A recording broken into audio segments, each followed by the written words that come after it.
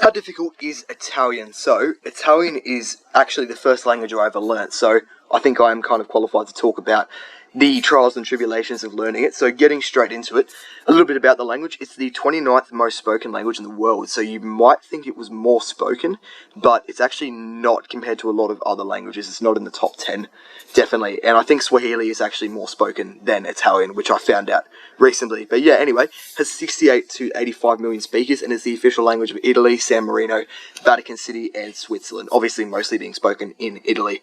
So, Italian is a Romance language from the Indo-European language family, making it does have a lot of lexical similarities to English. I think it's like 20-something%. So, it has a lot of words that are kind of similar, and it has many cognates. So cognates I've talked about before, they're words that are either the same or similar enough that you can kind of just guess what they mean. So if you take the word biscotto in Italian, for example, it sounds like biscuit, so it's kind of obvious what it means.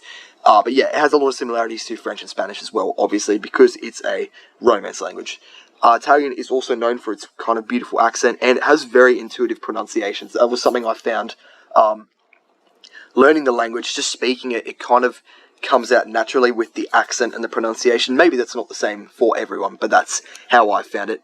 It's verb conjugation and it's a large number of tenses, however, can make it kind of confronting for beginners, but overall it's not too bad in that area, and I'll get to that when we get to it. I've got some screenshots of my notebook, my first ever language learning notebook I used to learn Italian as well, so I can actually show you a primary source of how I did it, and I was successful as well. Italian is one of the most similar languages to Latin as well. So if you learn Italian first, for example, because all Romance languages are descended from Latin, you're learning a language similar to the source, so it'll kind of make it easier to learn the other languages, if that makes sense. So yeah, going into... Can't push the arrow key, I'm sorry. How difficult is Italian? So it is an easy language as for people to learn, so I will address the things that I talked about before that make it difficult, but overall it does take one of the languages probably with the shortest amount of time required to learn. So Italian and English have a high amount of lexical similarity, as I talked about before, which makes learning vocab easier than, say, a language like Arabic, where the words sound nothing like what they would be in English generally. So yeah, that does make it easier. Something that can make Italian difficult is verb conjugation. So if you haven't heard of verb conjugation before, it's basically how verbs change. So you say I eat, but you say he eats. Obviously it's the same word, but you chuck an S on the end in English. That's a basic example of verb conjugation. It changes a little bit depending on who you're talking about and who's doing it. In Italian, they change a fair bit more. So they change for each different person you could be talking about, and then they change in the past tense and the future tense a lot. Italian, I believe, has 22 tenses as well, whereas English has 12. You might think English only has 3, past, present, and future, but there's 4 variations of each one. Italian has a lot more variations, so you do have to kind of learn the other tenses, but generally you don't need all of them. Some of them are more common in writing, some of them are more common in speaking. Overall, it is doable. It's a little bit of a pain, but yeah, it's not too difficult, and you can do it even if you're a beginner. Obviously, this was the first language I learned, so I had to learn all of those tenses as a beginner. I'd never learnt tenses in another language before, and I was able to do that. So yeah, Italian does also use grammatical gender, but overall, endings, I don't know why there's a weird... I had a lot of trouble putting, like, speech marks around stuff, but now it's put a really weird one after but. I'm sorry about that. I didn't do that on purpose. My laptop was being weird. But yeah, overall endings and pluralization are easy. So generally in Italian, words that are feminine end in A, and words that are masculine end in O. There's a lot of exceptions, like a fair few of them end in E. But yeah, it's not too difficult to learn, which, even though gender is assigned randomly to words, you can just see it and go, okay, that ends in O, like biscotto, it's masculine. That ends in A, like anatra, which means duck, it's feminine. So yeah, Italian also has 7 ways of saying da. So if I can say them all off the top of my head, il, la, le, lo, le, li, and what am I missing? I'm missing one. Oh my god, I'm so sorry. Il, I, la, le, li, lo.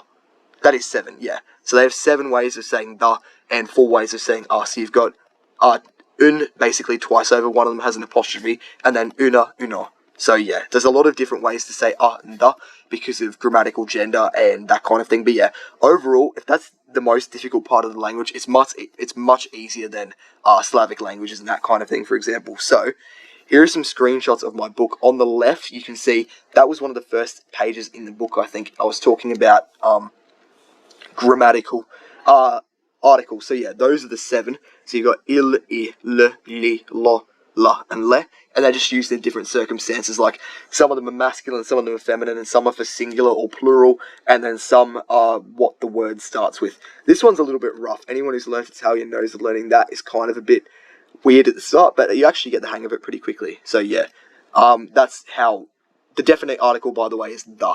So articles are words like the and are. Definite is the because it's talking about something specific like the box. Whereas if you say it's indefinite because it's just any box. Yeah, these are prepositions, so I'm not going to get into that in this. Prepositions do change in Italian a lot, which can be a little bit annoying for learners, but overall they have basically the same ending throughout. So yeah, it's not too difficult. And then I've just learned a bunch of family words there. I've got a bunch of verbs here that I was learning, just memorizing them, and then memorizing the times you use each preposition. By the way, if you do see any mistakes in here, yeah, pull me up on it. I'm obviously not a native Italian speaker. This is just notes I found and learnt. But yeah, it's possible I am still making mistakes in here. So if you do spot that, yeah, comment it down below. And then I've got it's explaining direct versus indirect object. If you want, you can pause that and read it. It might actually be useful.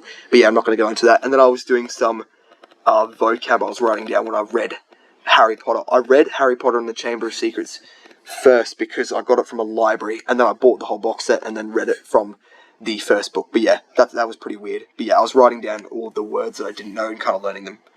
So yeah, should you learn Italian? Yeah, you definitely should.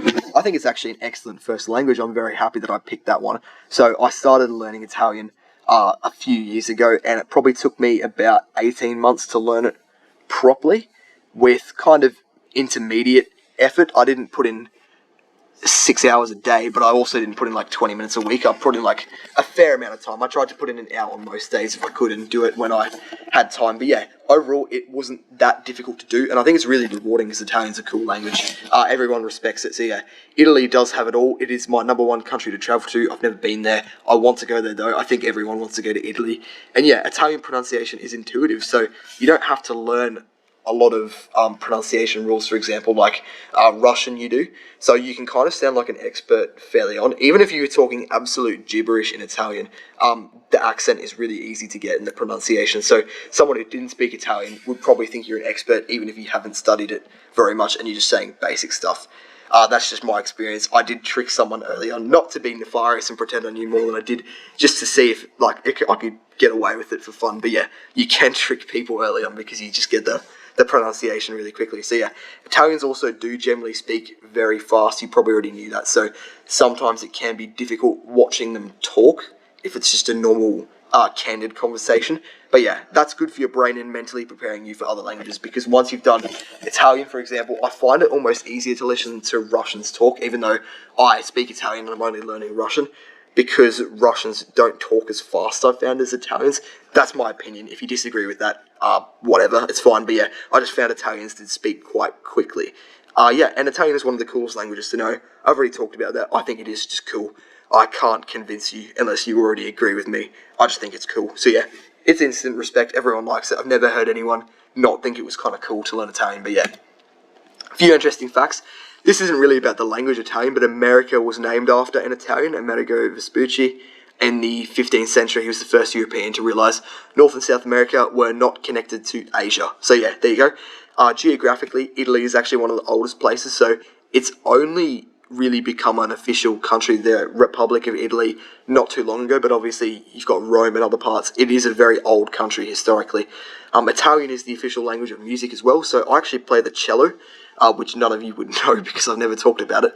But yeah, the words on music, like Allegro, for example, there's a lot of words that notate how you need to play, and yeah, they're all written in Italian generally. Sometimes they're written in English for like very basic like pieces for learners, but yeah, they're all written in Italian. Yeah, that was just how that went throughout the Renaissance and Baroque periods. They just started doing that, I believe. But yeah, so I actually knew a lot of Italian words before I started Italian from playing the cello, which cello is also an Italian word as well. Yeah, that's interesting. If you played music, you definitely already knew that. But yeah, and nearly all words in Italian end in a vowel. I was meant to say end in a vowel, sorry, which makes pluralization easily. Basically, masculine words you change O to I to make it a plural. So biscotto goes to biscotti if you want to say biscuits, or cello goes to celli if you want to say cellos, and feminine words A goes to E. So obviously there's exceptions here and there, but it's fairly easy to pluralize. Obviously, you can't just chuck an S on the end like English, which is how English is pretty easy as far as pluralization goes, but yeah, it's pretty easy.